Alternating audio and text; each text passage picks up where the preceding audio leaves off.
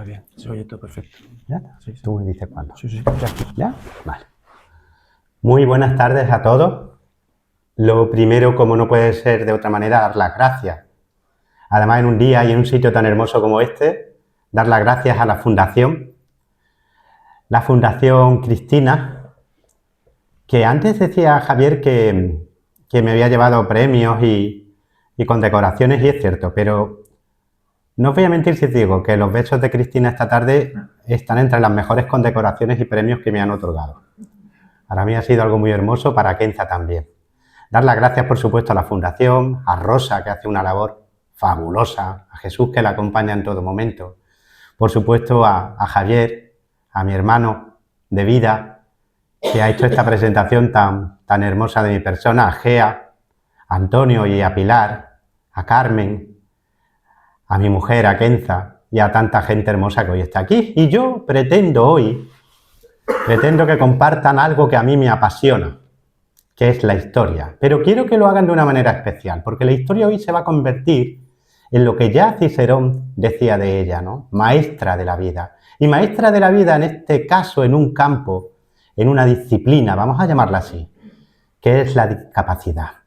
Porque la discapacidad se puede convertir en una auténtica ciencia de la vida. Nos puede enseñar muchas cosas y por lo tanto vale la pena estudiarla en el tiempo, en el pasado, en la historia, para conseguir también comprenderla de manera más plena, más hermosa en el presente. Fíjense que hasta hay una disciplina, se llama bioarqueología de los cuidados, que ya se ocupa precisamente, en buena medida, de la historia de la discapacidad desde la más lejana prehistoria hasta tiempos recientes.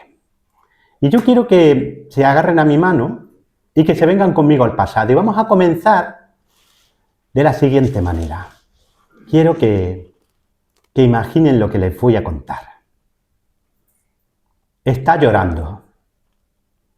Es un hombre que está llorando y está rezando. Es un hombre joven. Muchos lo tienen por sabio. Muchas son las disciplinas que conoce. Muchas son las disciplinas sobre las que enseña. Teología, historia, matemática, astronomía. Su nombre es Dídimo y está ciego desde los 10 años. Y llora, y reza, y él no lo sabe. Pero a pocos pasos detrás suya lo está contemplando uno de los hombres más famosos, más santos de su tiempo. Este Dídimo el ciego, vivió en el siglo IV de nuestra era. Estamos en Alejandría. Y el hombre que lo contemplaba llorar y rezar, es San Antonio Abad, el creador del monacato. Dídimo era maestro en la escuela de Alejandría, la escuela, hoy diríamos universidad, más famosa de su tiempo. Se había quedado ciego a los 10 años, pero eso no le había impedido ser maestro en muchas disciplinas. Apenas si tenía 24 años cuando esta escena que les relato aconteció. Y ya era un hombre famoso por su sabiduría. Por eso San Antonio había acudido a verlo. Y allí lo tenía, arrodillado, con la cabeza echada sobre su litera, llorando e implorando a Dios. Y entonces San Antonio le dijo: ¿por qué lloras, Dídimo? Dídimo se sobresaltó. Se dio cuenta de que era San Antonio, el famosísimo San Antonio. Así que fue sincero a no más poder. Lloro porque mis ojos no pueden ver. ¿Saben lo que le replicó San Antonio? ¿Y tú te lamentas por no poseer algo que tienen hasta las moscas cuando Dios te ha otorgado la sabiduría? Pasan 1700 años. Dejamos el siglo IV y nos vamos a finales del siglo XX.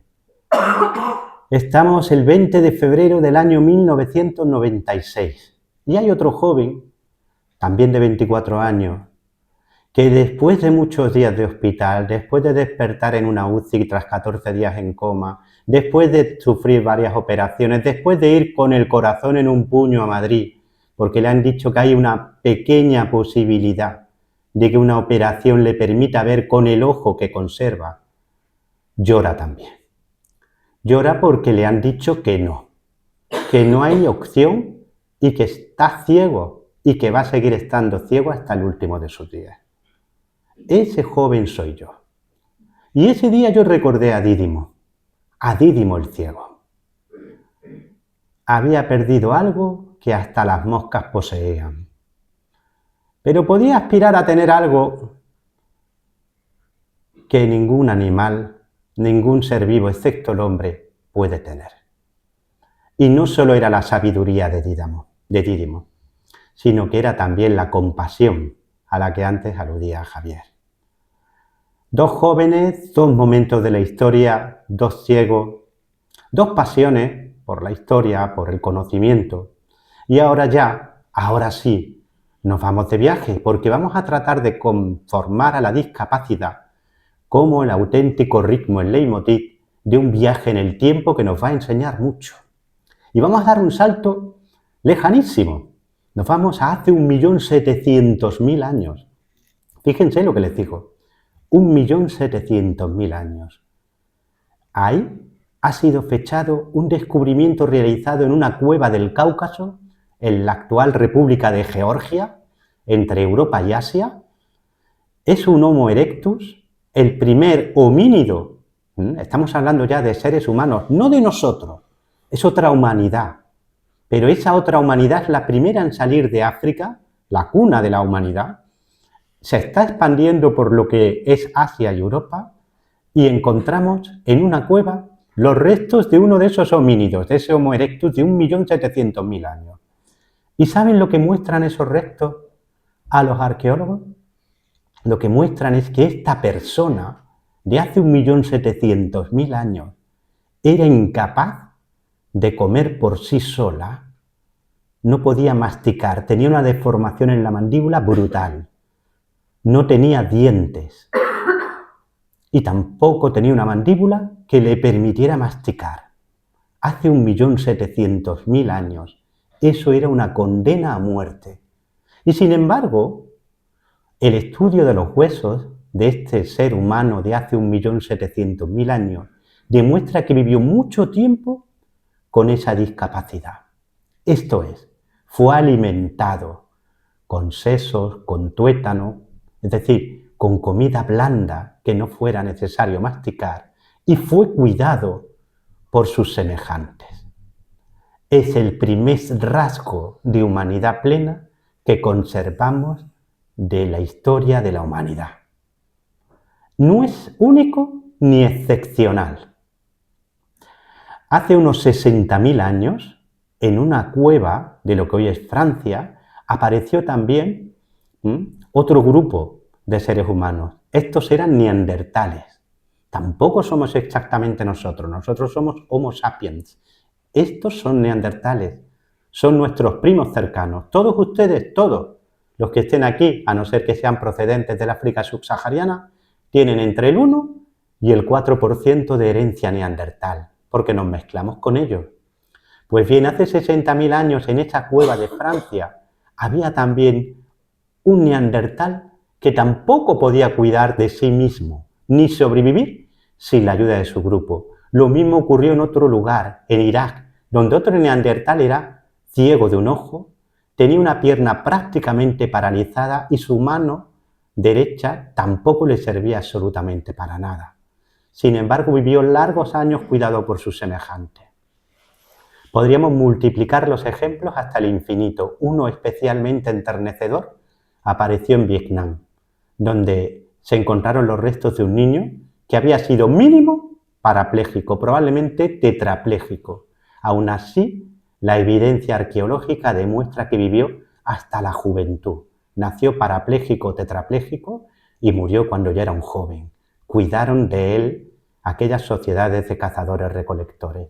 No solo cuidaban, la antropología nos enseña que estas personas, que aparentemente no forman parte de la productividad necesaria para mantener al grupo, es decir, no son útiles en el sentido de que no podían ser cazadores ni recolectores, sí llevaban a cabo tareas indispensables para la supervivencia del grupo. Desde tallar utensilios de hueso y de piedra, o cuidar del fuego. El fuego es una cosa muy complicada de encender si lo pierdes. Es más fácil mantenerlo continuamente encendido. Y sobre todo eran la memoria del grupo. Esa imagen del ciego que cuenta relatos al amor de la lumbre es universal. Aparece en todas las culturas y en todos los tiempos. Esa imagen de la persona discapacitada por una paraplegia o por cualquier otro tipo de discapacidad que se convierte en chamán o que se convierte en ese enlace entre el mundo trascendental y el mundo del hoy, el mundo de lo físico, de lo palpable, es universal y está en todas las culturas, y lo está porque durante mucho tiempo fue una realidad. Vamos a dar un paseo de ahora desde la prehistoria hasta la antigüedad. Ya hemos visto que desde el más lejano confín de los tiempos, la discapacidad ha formado parte de la humanidad, de todas las humanidades, del Homo erectus, del Neandertal, de nosotros los sapiens, de los denisovanos. Tenemos ejemplos de todas las especies humanas, de las 9 que por ahora conocemos. Todos cuidaron de sus discapacitados, de sus ancianos, de sus enfermos. Absolutamente todas las humanidades. No solo eran personas que recibían cuidados, no solo eran personas que se constituían en la memoria del grupo o en el nexo del grupo con lo trascendental. Conforme avanzan los tiempos, son personas que son capaces de determinar el curso de la historia. Les pongo un ejemplo. Todos conocerán a Alejandro Magno, el gran rey, ¿verdad? El conquistador de Asia, el héroe por antonomasia.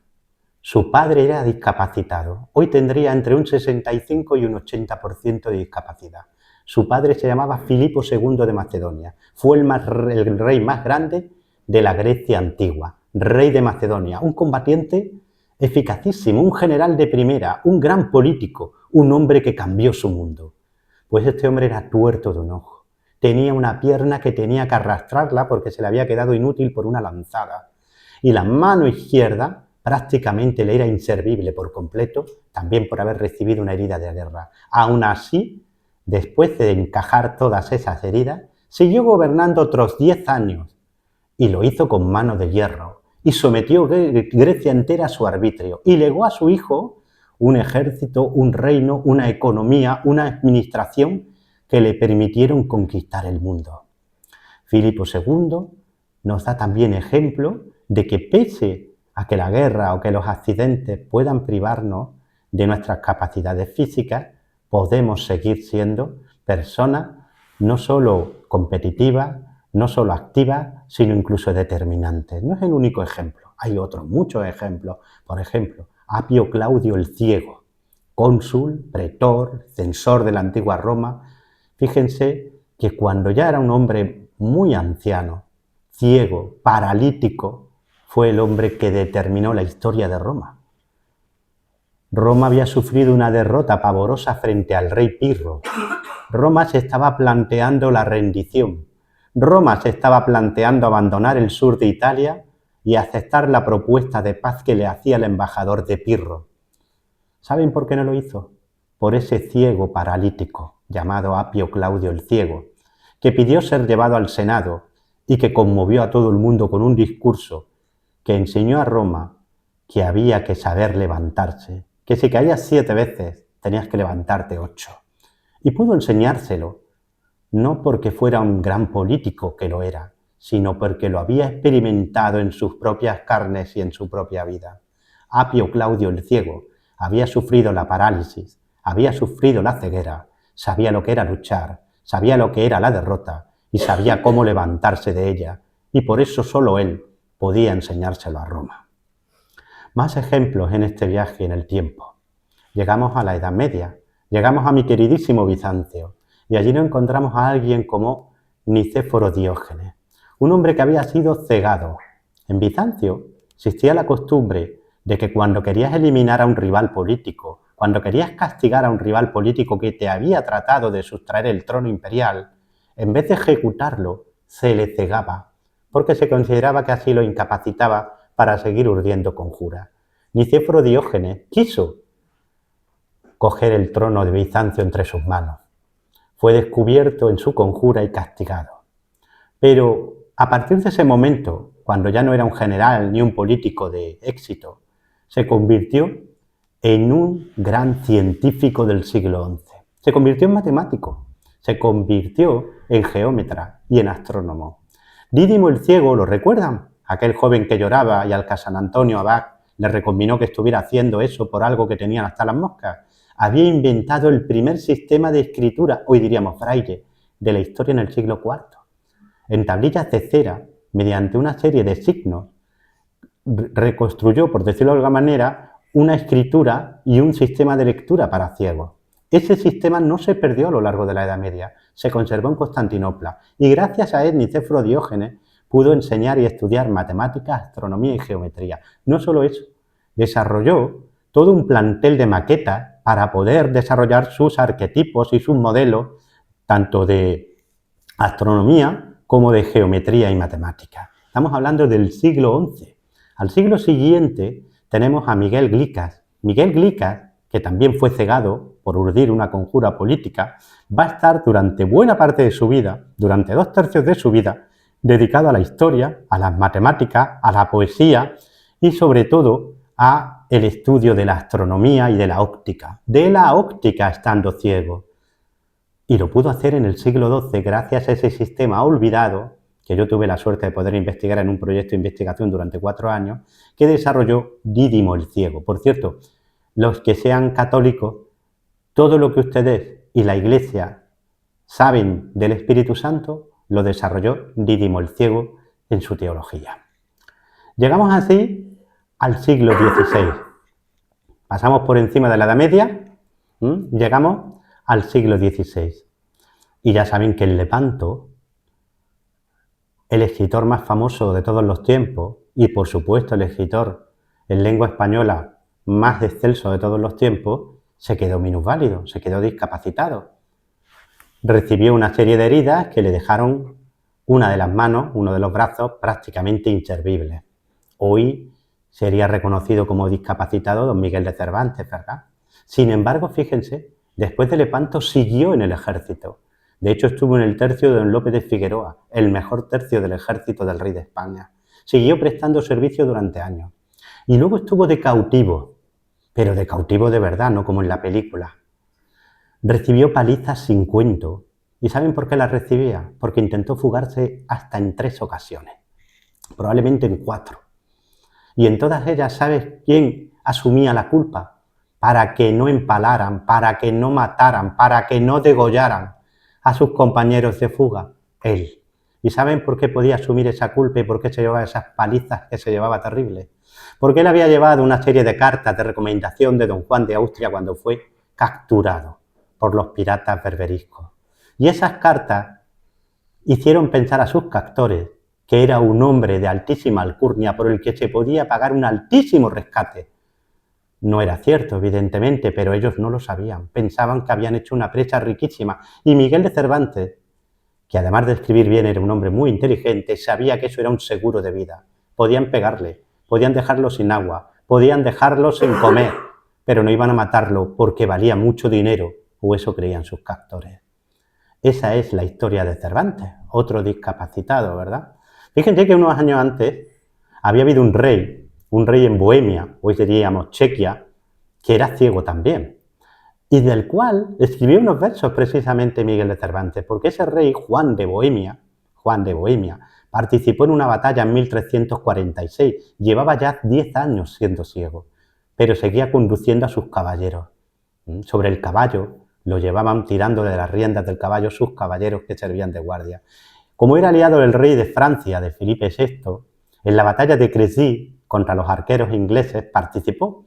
Y cuando todo estaba perdido, cuando parecía que ya nada podía hacerse sino huir, este rey ciego, el rey ciego de Bohemia, decidió que no, que él no huía, y pidió a sus caballeros que ataran las riendas de su caballo a las suyas propias y que le permitieran cargar una última vez, porque él ante todo era un caballero, un hombre de corazón fuerte y leal, y no quería huir. Así que cargó, es la famosísima carga del rey ciego, cargó contra los arqueros ingleses y murió esgrimiendo la espada junto con todos sus caballeros que no quisieron abandonarlo.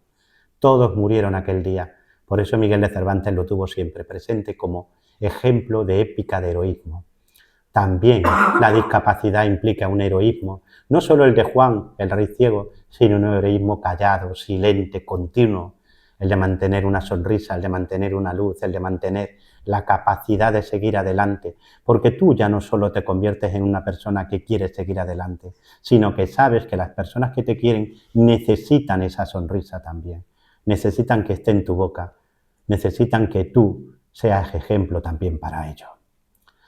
Y así llegamos a una época oscura. Fíjense lo que hemos visto, desde los tiempos más remotos, desde hace 1.700.000 años, al siglo XVI.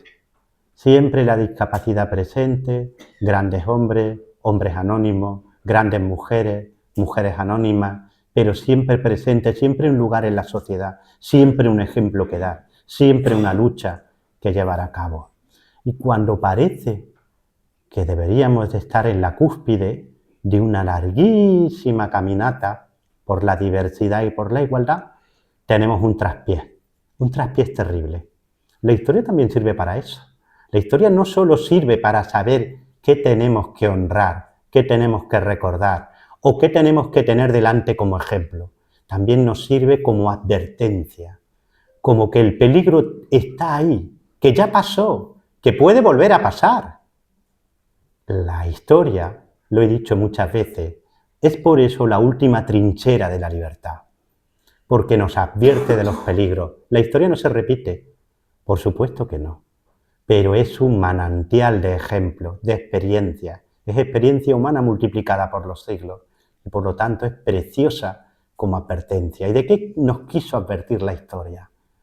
1934, Alemania.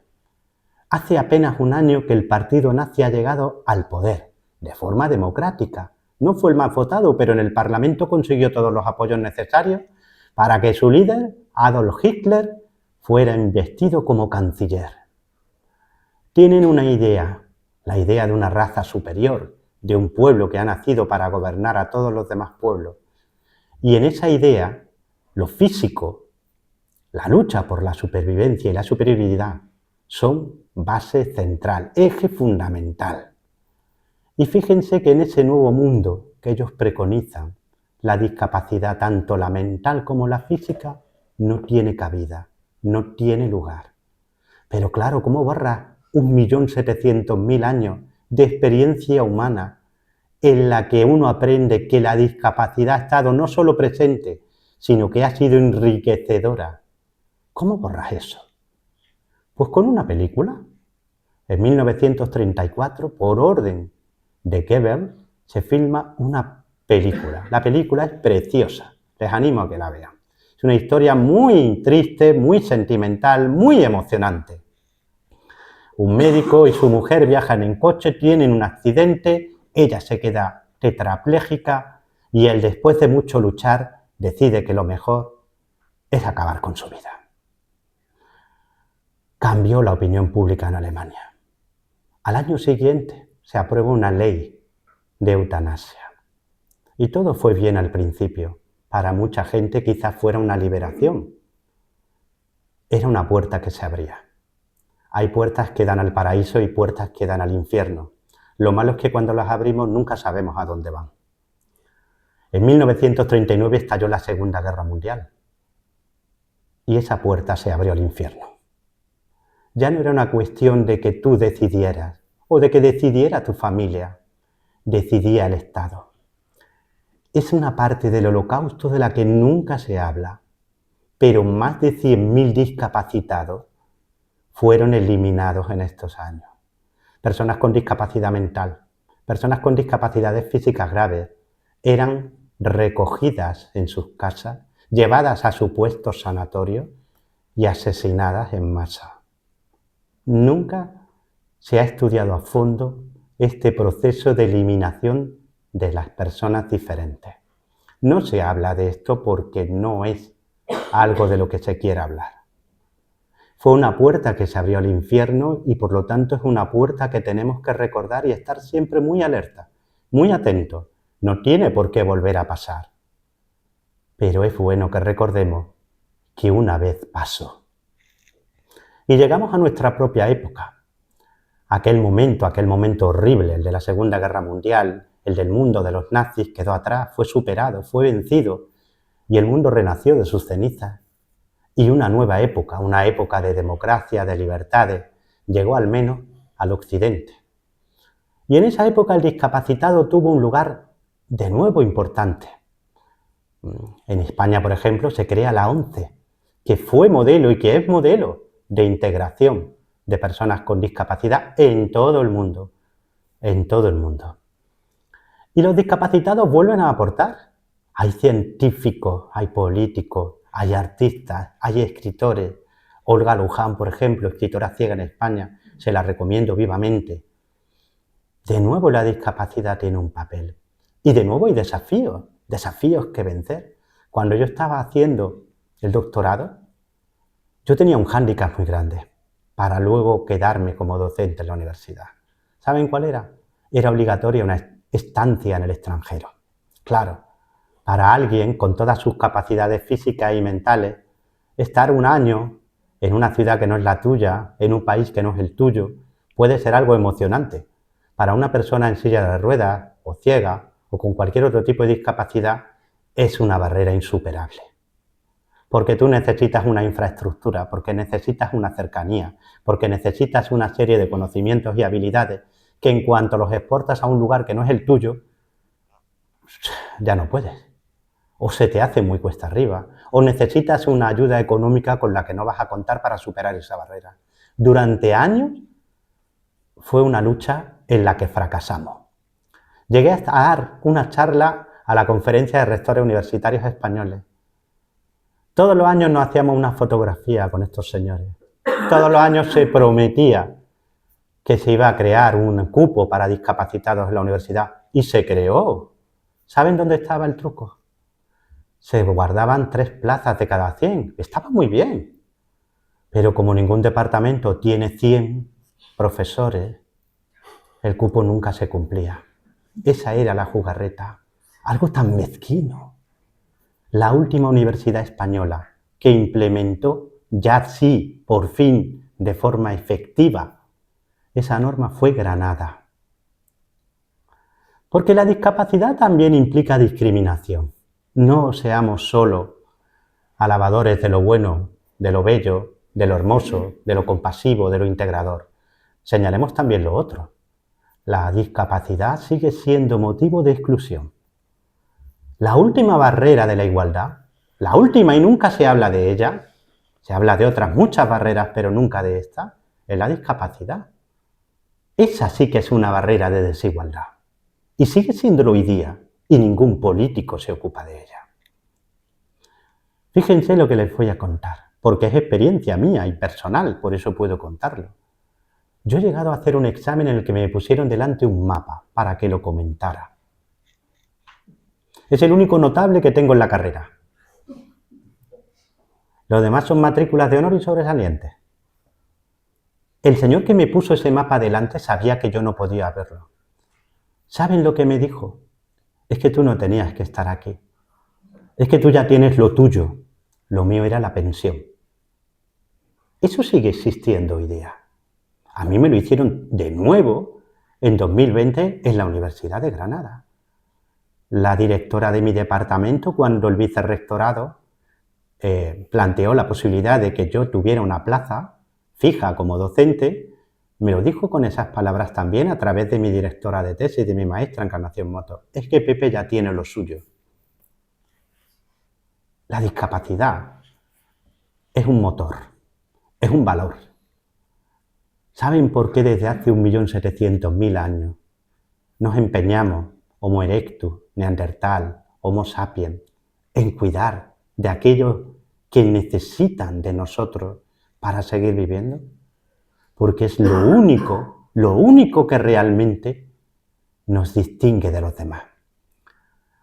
Porque enseñan los chimpancés también. Hoy día sabemos que tienen cultura y las orcas también tienen cultura. Y un remedio de lenguaje también lo tienen ellas y los delfines y los chimpancés y los gorilas.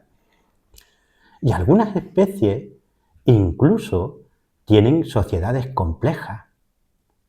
Todo eso ya está en otros. Lo único que está en nosotros y solo en nosotros es precisamente esa capacidad para hacer algo por alguien que realmente no puede sernos útil físicamente hablando. No puede cazar, no puede defendernos, no puede cuidarnos. Solo puede hacer una cosa: recordarnos que lo único que importa, lo único que nos hace verdaderamente humanos, no es ser capaces de construir una nave espacial ni un ordenador, ni crear un sistema complejo de gobierno, ni hacer maravillosas obras arquitectónicas. Lo único que nos convierte realmente en seres humanos es la alegría de vivir. Y no hay mayor alegría de vivir que entregar lo más hermoso que tienes dentro a alguien que lo necesita más que tú. Gracias por su atención.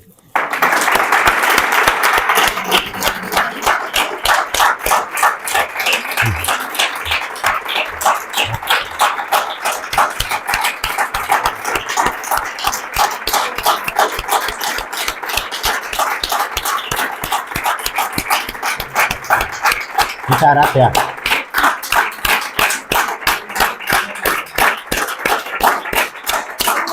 Muchas gracias.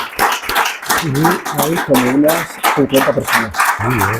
Espero que la haya gustado. Y ahora sí, pregúntate si alguien quiere preguntar. Si tienen dudas, preguntas, cuestiones, Críticas. estamos en familia. Críticas también. ¿Y críticas? Sí. Por favor. No levanten la mano que no...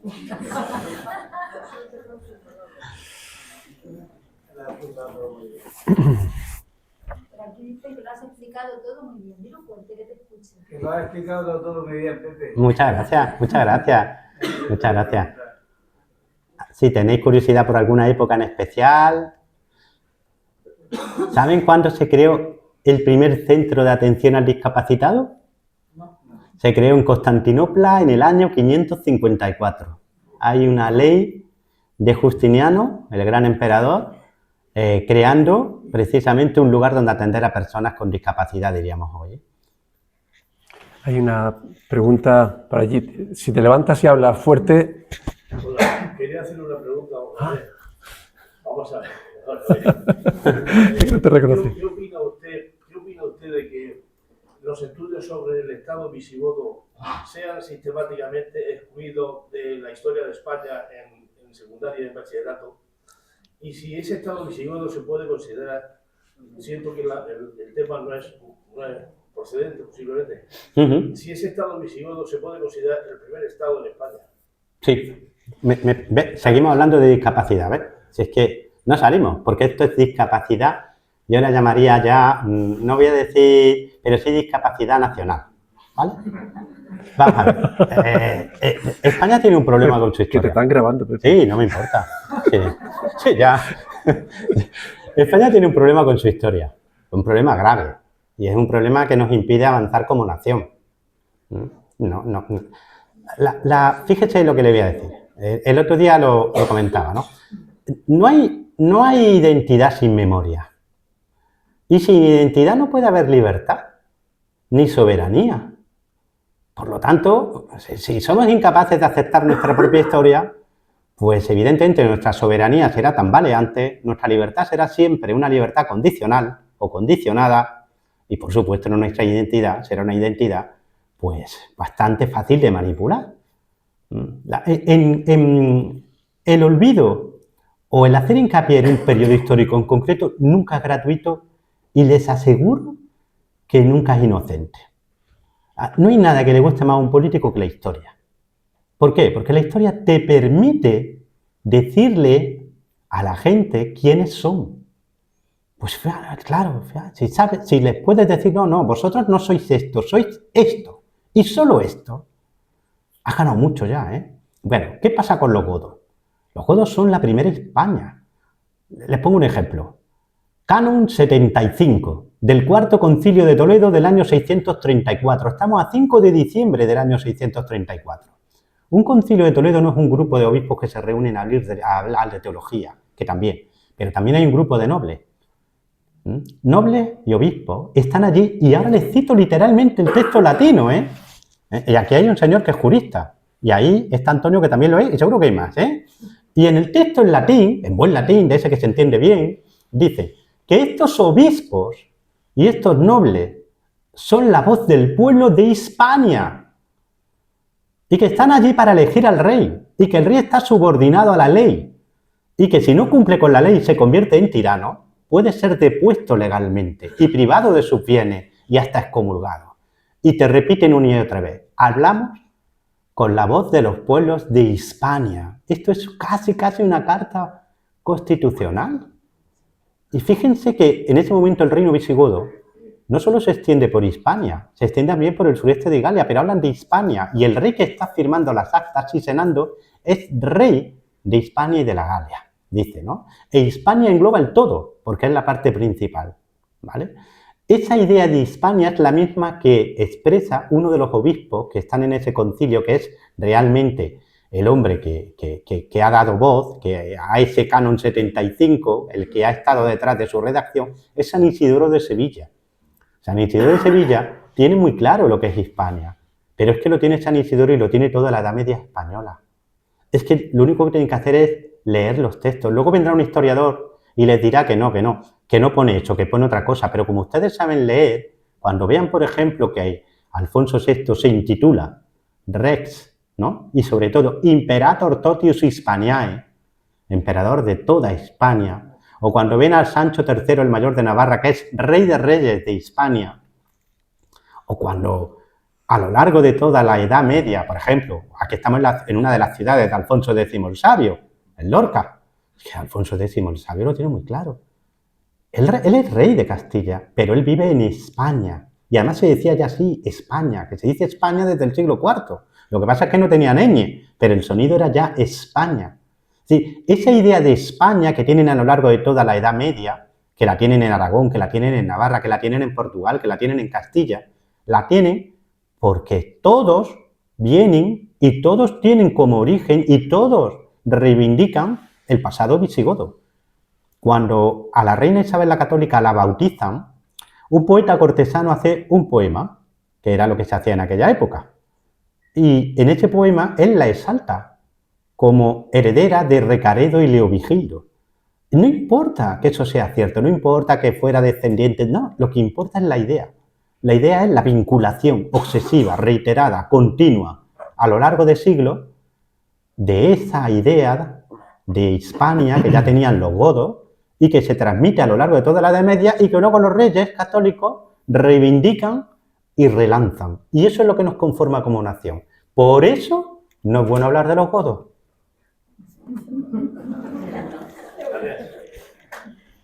Sí, segunda fila, adelante. ¿Sí? Dígame. Buenas tardes, soy Juan Amorós y tengo que decirle que para empezar, como primer punto del orden de la tarde, es felicitarle Gracias. por su capacidad. La capacidad que usted tiene en desarrollar toda su historia, todo su conocimiento, sin ningún papel delante, sin ningún guión, sin nada. Eso para mí es tener una capacidad que yo creo que muy pocas personas con capacidad la tienen. ¿Qué quiero decir con esto? Además de felicitarle, pues que me tiene usted que decir cómo lo consigue, porque mire, catedráticos, doctorandos, doctores, cualquier persona que va a dar una conferencia tiene un guión. Cualquier persona que quiera hablar de algo tiene un dato por lo menos de recordar una fecha. Y usted, desde luego, no ha demostrado física ni a la vista que está detrás de un guión o de alguna referencia para acordarse de todo lo que ha demostrado decir y hacer bajo su experiencia, de acuerdo. Pero ha sido una canalización que ha hecho usted del tiempo que tal vez a mí por supuesto no lo podría haber conseguido si no tengo un papelito delante. Y yo creo que, bueno, además de que me ha dejado sorprendido, me gustaría saber, y que usted diga, si puede decirlo, cómo lo consigue. Porque en las próximas conferencias que yo puedo dar, Voy a actuar exactamente igual, sin papel, sin guión y sin nada delante. Y desde luego, vuelvo a reiterar que usted es un capacitado que me ha sorprendido, me ha gustado y además necesito saber y aprender mucho más sin que sea algo. Muchas gracias. Muy amable, de verdad que le agradezco mucho. Muchas gracias. Muchas gracias. De repente, dile la verdad, Juan, y dile que las gafas estas de Google te dicen todo. Claro. Pero es que si no... No, yo... Javier con el piececillo me iba dando ahí. No, yo siempre digo lo mismo, la verdad. Por un lado hay una parte que, como suelo decir, la culpa es de la María del Pastor, que es mi madre, que en gloria esté, es natural. Es decir, siempre fui una persona con una memoria excepcional para lo que me gusta, que es la historia. Pero sí es cierto que detrás mentiría si no le dijera que también hay mucho trabajo, muchas horas de estudio y bueno. Y luego hay una cosa que es un ingrediente, que es la pasión. A mí me apasiona esto que hago, me apasiona la historia, me apasiona la literatura. Y yo creo que la mezcla de esos tres componentes, pasión, mucho trabajo y esa memoria, que es verdad que viene un poquito de fábrica, ¿no? Pero que hay que trabajar, que hay que ensayar. Pero no tengo un método, es decir, no hago algo específico, ni tengo una herramienta que le pueda trasladar, como decir, haga esto exactamente. Simplemente le puedo decir eso, mucha pasión, mucho trabajo y luego hay un componente natural que es una buena memoria que a lo largo de estos 30 años, claro, cuando te quedas ciego, por eso muchas veces es verdad, hay una cosa que yo digo que la gente muchas veces no entiende, ¿no? Pues yo digo, he sido más feliz después de mi accidente que antes de mi accidente. Es cierto, he sido más feliz después. He sido más feliz porque he sido más consciente de muchas cosas. Y he sido más feliz porque he recibido mucho amor, mucho. Y claro, además de eso recibes dones, porque la vida te quita y te da. Muchas veces no somos conscientes de ello, ¿no? Pero la vida está siempre poniendo en nuestro camino cosas y quitando cosas. Y una de las cosas que a mí me dio cuando me dejó ciego es que me puso delante de un desafío. Y ese desafío es, tú no podrías vivir sin la historia, sin leer. Fíjense que cuando yo estaba en la UCI, 14 días en coma, yo tuve esa experiencia que antes ha contado Javier, ¿no? De estar 14 días en coma, a mí me iban a desenchufar ya, no daban un céntimo por mí. Y claro, fíjense en esa situación mi madre. Bueno, pues la preocupación de mi madre no era si su hijo iba a salir vivo o no, porque ella tenía muy claro que yo iba a vivir. Le decía al médico, dice, si es que es muy cabezón, y es verdad, es muy cabezón. Entonces salí de allí, pero la preocupación que ella tenía, el dolor que ella tenía era, ¿pero va a poder leer? Porque ella sabía que yo si no leía, sí que me moría, ¿no? Claro, te enfrentas a un nuevo mundo, que es el mundo del oído. Yo leer en braille, cuando ya te quedas ciego adulto, aprendes a leer en braille, pero de repente tienes 3, 4 años como lector. No te sirve. Te sirve para una etiqueta, te sirve para... ¿no? A un ciego de que se ha quedado ciego muy pequeñito, que es ciego de nacimiento, sí, aprenden a leer braille con una velocidad igual a la nuestra, a la de una persona vidente, ¿no? Pero para mí aquello era desesperante. En una página se te iba un cuarto de hora. Yo no podía leer así. Claro, me pasé al sonoro, con un escáner vas leyendo, pero es todo auditivo, el ordenador te habla. Y ahí descubres una cosa, descubre algo que los egipcios ya sabían. Los egipcios tienen un dios que es el dios Top, el dios que inventa la escritura para ellos, ¿verdad? Y el dios les advertía a los egipcios cuando les dio el don de la escritura, os entrego la escritura, pero os quito la memoria. Y es cierto, porque el hombre está diseñado para escuchar. ¿Recuerden esa imagen del ciego en la hoguera contándole a los otros la historia del clan? Es cierta. Nosotros estamos más preparados para la memoria auditiva que para cualquier otro tipo de memoria. Y yo de repente redescubrí la memoria auditiva. Todo era palabra. De repente todo era palabra. Y yo creo que eso a mí particularmente me ayudó mucho, porque lo que he hecho realmente ha sido adiestrar, entre comillas, esa memoria que yo tenía dormida, esa memoria ancestral, vamos a llamarla así, porque ahora de repente en mi mundo ya no hay imágenes, ahora es todo palabra. Y la palabra, pues, te inunda por completo. Y yo creo que eso me permite, pues, hacer conferencias como las que usted mencionaba, ¿no? Es decir, no hago guión, no preparo un guión, no tengo un apoyo, porque lo tengo dentro, va conmigo.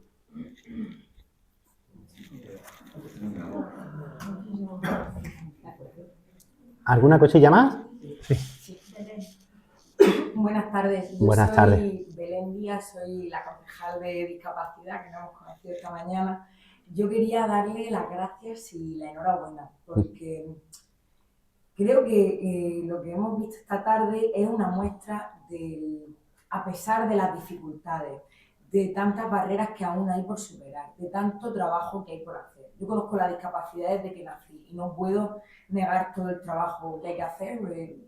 Vivo entre discapacidad, tengo una hermana con discapacidad y sé que nada es, de momento, no hemos llegado a un punto que podamos decir que es ni de lejos suficiente. Pero desde luego esto es una muestra del triunfo de la humanidad, porque realmente hace unos años habría sido mucho más fácil que su talento quedara oculto, Sí, o enterrado bajo un paternalismo, bajo una pena o una compasión que estoy segura que gracias a su perseverancia y a su fuerza, pero también tendrá mucho que ver su alrededor, su madre, como usted decía, en esa confianza y en esa lucha por sobreponerse a una situación así y poder seguir aflorando con ese talento que hubiésemos perdido. Si se hubiese estancado, nadie hubiese creído en usted o nadie hubiese tenido fe en que después de la ceguera hay mucho más. sí. Y yo creo que, desde luego, principalmente la charla de esta tarde ha sido espectacular. Yo creo que a todo el mundo tan diferente, yo creo que ninguno sabíamos prácticamente nada de lo que ha dicho, pero aparte pertenece y se engloba en un ciclo de conferencias que realmente es lo que están haciendo, es a lo que invita esta fundación, que es a ver más allá de la discapacidad y a lo que intentamos también, pues bueno, desde la concejalía, y lo que intentamos es que detrás de una persona con discapacidad no solo hay una discapacidad, hay muchas cosas más, es solo una parte de su vida. Entonces yo le agradezco mucho porque estas cosas, no sé, una tarde como la de hoy me hace creer más en mi trabajo y me hace ilusionarme más. Qué bonito, claro en que sí. estas cosas, así que muchísimas Sí, gracias. sí, sí, sí. Muchas gracias. Y su trabajo es imprescindible, porque efectivamente hay una cosa que uno descubre que es una cosa muy hermosa, que es la dependencia. De repente, cuando yo era una persona muy independiente, pero independiente hasta ser repelente, entonces de repente descubres que no, que depende para casi todo de los demás. Joder, es un descubrimiento maravilloso, porque es un baño de realidad, vamos, favorecedor a no más poder. En el fondo todos dependemos de todos. ¿Quién no depende de alguien? Es imposible no depender de alguien. Pero claro, la discapacidad te obliga a mirar esa realidad más de frente y sobre todo más adentro, ¿no? Yo estoy aquí porque he venido con mi mujer. Mi mujer es mi lazarillo, es mi secretaria, es mi día a día, ¿no? Mi hijo mayor. Mi hijo mayor es muchas veces mis ojos, mis piernas. Es decir, hay tanta gente en torno tuya, en su momento mis padres, mis hermanos, mis amigos. Y eso es maravilloso cuando eres plenamente consciente de ello. Cuando tú eres consciente, voy a contar una anécdota. Eres consciente y eres mucho más feliz. Yo tenía que bajar del Centro de Estudios Bizantinos a la calle Cárcel Baja, una calle que da a Gran Vía. Allí yo me quedaba quietecito y me recogían en coche, cuando terminaba mi horario, ¿no? Claro, no hay nada más goloso que un ciego al pie de una calle. Aparece alguien y te cruza con toda la buena voluntad del mundo. Pero claro, la persona me enganchó del brazo, un señor muy amable, y me hizo cruzar la calle porque pensaba que yo iba a cruzar la calle. Estaba allí con mi bastoncito. Problema, que el coche venía por el otro lado. Pero claro, el hombre, uno lo veía tan a gusto, tan feliz de poder ayudarte, que tú no ibas a decir, no, déjame aquí. No, pues me pasó al otro lado. Pero, lo que le estoy contando es cierto, además. La buena fortuna quiso que al ratito apareciera una señora que me vio al otro lado de la calle y me cruzó al otro. ¿Qué quiere decirle? Que cuando se nos quitan esas tonterías del orgullo y de la vanidad y descubres que dejarte ayudar por los demás es una manera de ayudar a los demás, fíjense lo que les digo, dejarte ayudar por los demás es una forma de ayudar a los demás. Si todos fuéramos plenamente conscientes de eso, seríamos mucho más felices. Esa es una de las cosas que nos regala la discapacidad. Y por eso esas personas han estado en nuestra sociedad como personas especiales, en el mejor sentido de la palabra, desde la noche de los tiempos. Por eso es bonito conocer la historia de la discapacidad, porque descubres el valor, un valor que no se tasa, que no se mide, que no se pesa, pero que es fundamental para que seamos seres humanos, ¿no? Así que el trabajo que ustedes hacen es maravilloso, porque hoy día quedarte ciego, quedarte parapléjico, tener una discapacidad mental, es mucho más fácil por personas como usted, porque por primera vez contamos con los medios para que eso sea mucho más fácil que hace 30.000 años, 1.700.000, o hace 100 años. Hace 100 años yo hubiera terminado o pidiendo por la calle limosna, o en la puerta de una iglesia, o con suerte hubiera estado ¿se acuerdan aquellos ciegos que iban haciendo la...? Eso fue muy típico en España hasta los años 30, ¿eh? El ciego que iba por los pueblos iba contando, o cantando, más bien casi cantando historias, y que era algo muy digno y muy hermoso. Pero claro, hoy tenemos la posibilidad de vivir por primera vez la discapacidad con una comodidad, vamos a llamarlo así, que nunca tuvimos antes. Y eso gracias a instituciones, a fundaciones como la que hoy nos convoca, ¿verdad? Y por supuesto al trabajo de políticos y de administraciones como aquella en la que usted se encuentra, ¿no? Y eso la verdad es que es muy, muy hermoso, ¿eh? Y España tiene que estar orgullosa de eso, ¿eh? Yo estuve en Grecia de estancia, tuve 4 meses, viví en la calle Escolio Tiflón, es decir, colegio de ciegos, y ser ciego en Grecia es mucho más difícil que ser ciego en España, por ejemplo. Mucho más complicado. Nosotros que somos además un país que necesita de vez en cuando recordarse que hacemos muchas cosas bien. Entonces, os recuerdo que probablemente en discapacidad, según mi experiencia, y he viajado mucho, somos probablemente el mejor país de Europa. Pues ni más ni menos. Por ahí una pregunta más. ¿Sí? Más que una pregunta, y me gustaría comentar algo. Nosotros, los que estamos aquí en esta fila, o parte de ellas, pues estamos dentro de un club de lectores de lo que es la ONCE. Y estamos trabajando mucho realmente lo que es la historia dentro de la discapacidad. Yo, para mí, ha sido alentador escuchar esta tarde, porque nos ha costado mucho, porque nosotros queremos presentar un evento, de encontrar realmente pues, leyes, documentos, porque de alguna manera nos indicaran, ¿no?, que dentro de una discapacidad, dentro de la historia, había alguna amiga, alguna instituciones, leyes, nos ha costado muchísimo. Sí que es verdad que dentro del final del siglo XIX, principio del siglo XX, sí tenemos un poquito más, pero de aquí hacia atrás, para encontrar un lugar donde hubiera un resumen de decretos, ordenanzas, leyes, lo que fuera, ¿vale? Para de alguna manera ver cómo a lo largo de la historia ha ido evolucionando el mundo de discapacidad, pues nos ha costado muchísimo trabajo.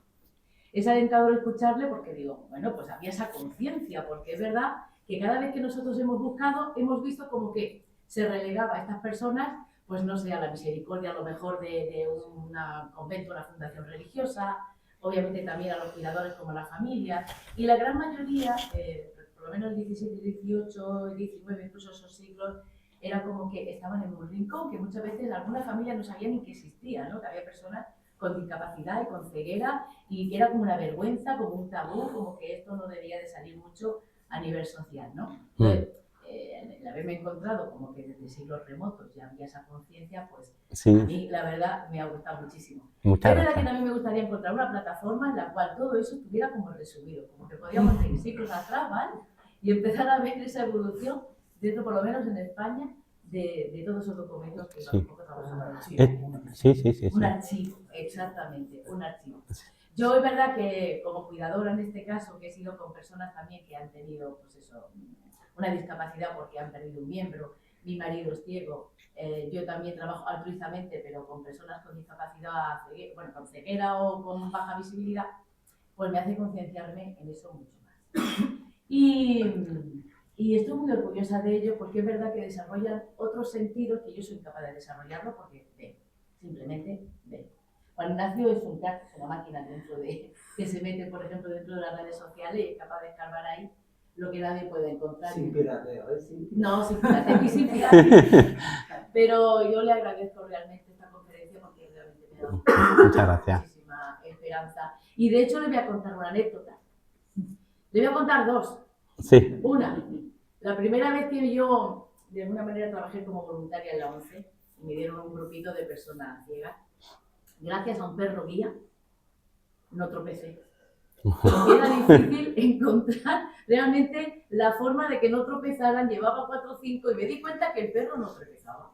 Me di cuenta que la persona que llevaba El perro guía no tropezaba. Pues gracias al perro guía, una labor también importante dentro del mundo de la discapacidad, estos animales que están haciendo tanto bien para estas personas que tienen ese problema para poder moverse al mundo, para poder salir a la calle prácticamente Sí. sin ayuda, digamos, de tener Ujú. a su lado. Y otra anécdota muy graciosa que os voy a contar también fue que hubo una exposición de perros aquí en el Ayuntamiento, en Plaza España. Y vinieron, pues no sé si fueron 30 perros guías, con sus respectivos dueños. Y resulta, pues bueno, que los miembros, digamos, de la directiva se fueron por otro lado y le dijeron a un policía local, dice, mira, tienes que llevártelos a tal sitio donde van a comer. Palabras textuales de policía local, que me dio a mí como voluntaria. Sí. Mire usted, yo ahora mismo estoy acojonado. Yo no sé qué hacer aquí con 30 perros y 30 personas y cómo los llevo. Digo, usted no se preocupe y ya se encargan los perros de eso. Qué bueno. Qué bueno. Bueno, Con respecto a la ONCE, yo tuve la fortuna de tener un proyecto de la Fundación ONCE precisamente sobre los ciegos en Bizancio. Aparte de lo que he contado hoy aquí, viene de ese proyecto de investigación que fueron 2 años, fueron 2 años. 2 años. Y bueno, no se puede, lo digo para que lo sepan, no se pueden ni imaginar. Es decir, desde 2 emperadores ciegos que gobernaron siendo ciegos, a un general ciego que ganó una batalla siendo ciego, pasando por científicos, teólogos, escritores, historiadores, todo eso entre los siglos VI y XV. Y además, como le digo, una legislación específica para proteger tanto, fíjense lo que les digo, en el siglo VI, Teodora y Justiniano, estos 2 emperadores, desarrollaron una legislación, pero que yo creo que hasta el siglo XX no se ha desarrollado en Europa. Primero, de protección a la mujer, diríamos hoy. Mujeres maltratadas, sacar a mujeres de la prostitución, etcétera, etcétera. Y luego hacia la discapacidad, tanto discapacidad mental como física, de creación de hospicios, de hospitales. Por cierto, los godos también crearon hospitales, les llamaban Senodium, y en ellos se acogía también a personas con discapacidad. En el siglo VI o VII había uno muy famoso en Mérida, que está arqueológicamente además constatado. Hay otro a las afueras de Toledo, de 2 plantas, que es una maravilla para la época. Es decir, que claro que hay información, lo que pasa es que la discapacidad no ha importado, no ha interesado hasta hace poco a los historiadores. ¿Recuerdan esta disciplina arqueológica que les he mencionado, la bioarqueología del cuidado? Todo esto es nuevo, todo esto está empezando ahora y claro, la historia es como todo. Si pones el foco en un sitio, se ve lo que hay ahí, pero si no pones el foco, no se ve. Y desgraciadamente durante mucho tiempo la discapacidad pues no ha interesado. Ahora ya empieza a interesar y claro que ha habido. Esto es como la mujer en la historia. ¿Mujeres en la historia? Claro, siempre. Yo le puedo decir 100 mujeres en la Edad Media que fueron teólogas, científicas, historiadoras, médicos. El médico más famoso del siglo XIII fue una mujer, Magistro Estienne, que era la médico personal de San Luis, rey de Francia. ¿Quién la conoce? Nadie, porque nadie se interesaba por ella. Con la discapacidad pasa lo mismo. Como no ha interesado hasta hace poco, pues más allá del siglo XIX, como usted decía, pues no había discapacitados. Claro que hay discapacitados y algunos fueron importantísimos en el devenir de la historia. Pues desde el club, yo como coordinadora de este club, le invito cuando venga otra vez aquí a Lorca a que nos acompañe y le pase un ratito con nosotros y le explique todo esto. bueno, pues estoy seguro. Una última pregunta. Buenas tardes, José. Yo soy José también. Me ha parecido maravillosa la recapitulación histórica que ha realizado. Realmente ilustradora. Y le quería preguntar, ha hablado muchísimo de dónde venimos. Me gustaría preguntarle pues a dónde vamos. 3 claves si quiere, pero las que usted considere. Quizá próxima legislatura tal vez, y de aquí a 15 años o lo que usted estime, hacia dónde vamos, ¿no? Con toda la tecnología también y con todo lo que se está invirtiendo. Le quería preguntar. Pues buena pregunta, sí. Bueno, muchas gracias, lo primero.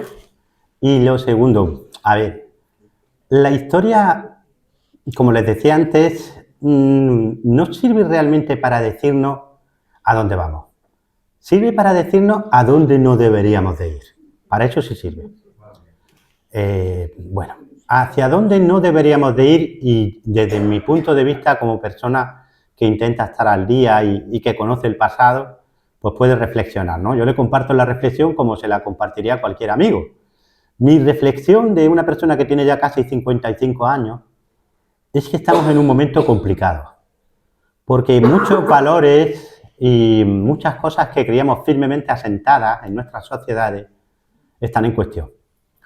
Desde la democracia liberal, pasando por la aceptación del otro, del diferente, y sobre todo creo que hay una cierta desesperanza y una cierta amargura en muchos jóvenes, con razón.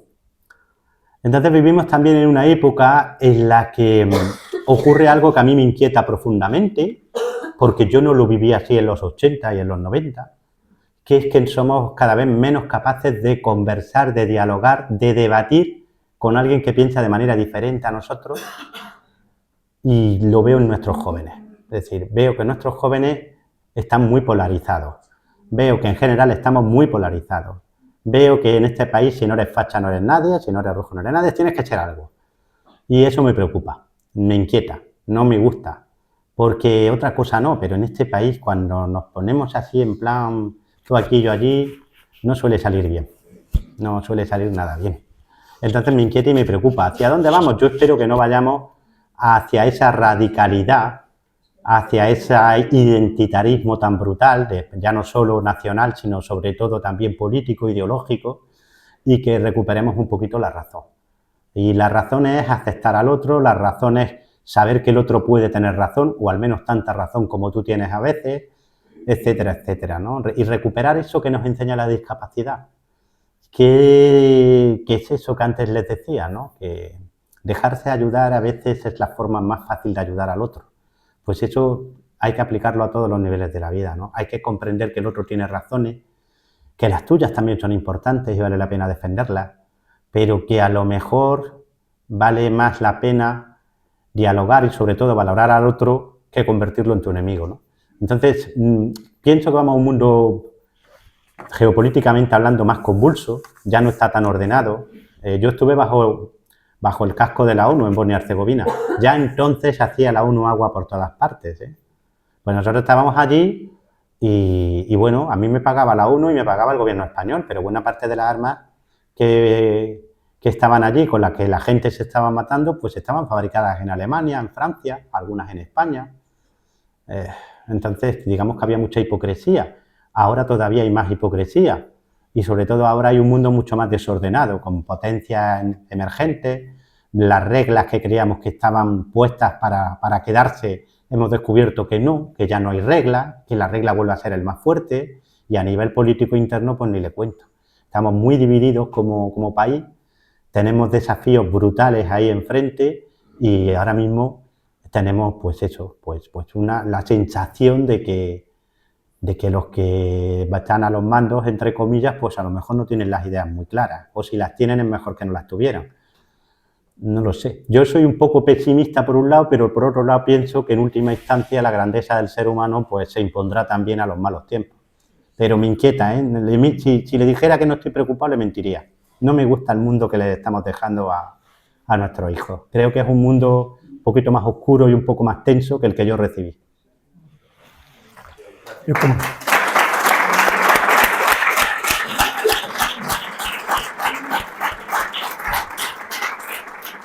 Bueno, como les dije, yo iba a firmar un contrato con ustedes. Pepe, aquí hay más de 38 personas, o sea que... Y solo he contado, solo se han ido 2 porque tenían que irse, o sea que se han mantenido todo el tiempo. Y yo firmaba un contrato de que no le iba a dejar indiferente en la charla, y veo que así ha sido. Y para irnos con un buen sabor de boca voy a comprometer un poco a Pepe con una pregunta. Voy a revelar el secreto que Juan preguntaba. ¿Sí? ¿Por qué Pepe tiene esa memoria o esa capacidad? Además, Pepe es muy sencillo, ¿eh? Aparte del hambre de conocimiento, es una persona entusiasta, ella lo ha dicho. En griego, entusiasmo significa persona que lleva un Dios dentro. Ese Dios dentro, que también tiene Rosa, ese es el hambre de dar, de conocer, dar a conocer, de compartir.